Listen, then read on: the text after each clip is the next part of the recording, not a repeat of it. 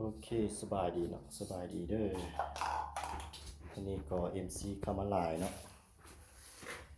นี่จะเป็นซุปของ MC เด้อตัวนี้ยังบ่ทันประกอบเด้อเครื่องมือหนึ่งเด้อมือหนึ่ง100%เด้อตัวนี้จะเป็นวาล์วโอเคสำหรับลูกค้าเนาะลูกค้าผู้ใดที่สนใจสามารถติดต่อเข้ามาหาได้เลยเด้อตัวนี้เป็นของ MC หมดเลยของ MC ของ K2 ก็มีเนาะของ K2 บ่ทันประกอบเลยนี่เป็น K2 งาน K2 MC คอนโดก็มีเนาะคอนโดประกอบทันแล้วเถอะโอเคตัวนี้จะเป็นของคอนโดหมดเลย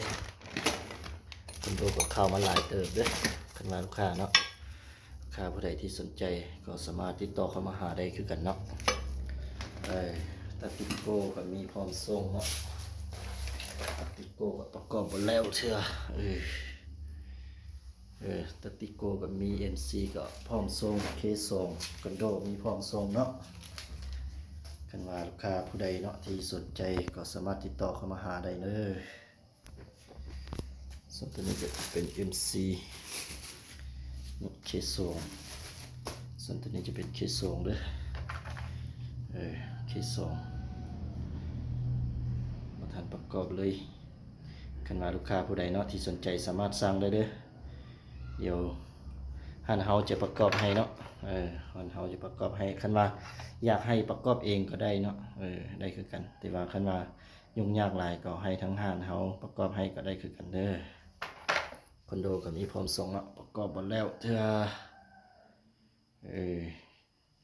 คอนโดก็ประกอบหมดแล้วK2ก็กำลังประกอบส่วน MC ก็กำลังประกอบคือกันคันว่าลูกค้าผู้ใดที่สนใจรุ่นใดตัวใดก็สามารถทักเข้ามาหาร้านเฮาได้เลยเด้อร้านเฮามีพร้อมส่งเนาะ